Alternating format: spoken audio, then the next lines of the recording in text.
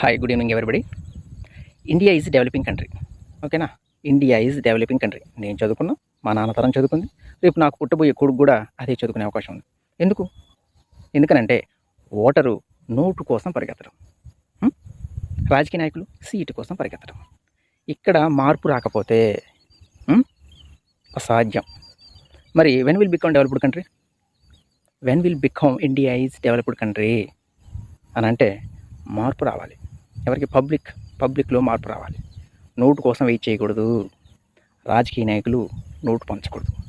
ఇక్కడ రాజకీయ నాయకుల్లోనూ మార్పు రావాలి, పబ్లిక్లోనూ మార్పు రావాలి.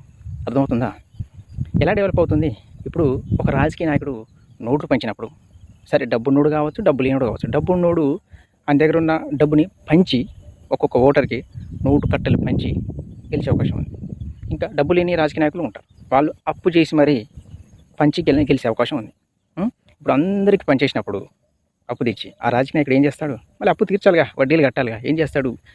ఇప్పుడు నీ అభివృద్ధి కోసం ఏదైతే ప్రభుత్వం నిధులు సమకూరుస్తుందో ఆ నిధులు నీ ఖజానా ఖాళీ చేస్తాడు. నీ ఖజానా ఖాళీ చేసినప్పుడు నీకు డెవలప్ ఎలా కనబడుతుంది? నీ ఊరు డెవలప్ అవుద్దా? నీ పంచాయతీ డెవలప్ అవుద్దా? నీ కాన్స్టిట్యున్సీ డెవలప్ అవుద్దా? అవ్వదు కదా. అర్థమవుతుందా? ఫస్ట్ పబ్లిక్లోనూ మార్పు రావాలి, రాజకీయ నాయకుల్లోనూ మార్పు రావాలి. ఇప్పుడు రాజకీయ నాయకులు గెలవడం కోసం నోటు కట్టలు తెచ్చారనుకో, నువ్వు తీసుకోకూడదు. నువ్వు సిగ్గు లేకుండా తీసుకున్నావు అనుకో, రేపు నీ ఖజానా ఖాళీ అవుద్ది. అర్థమవుతుందా? Thank you.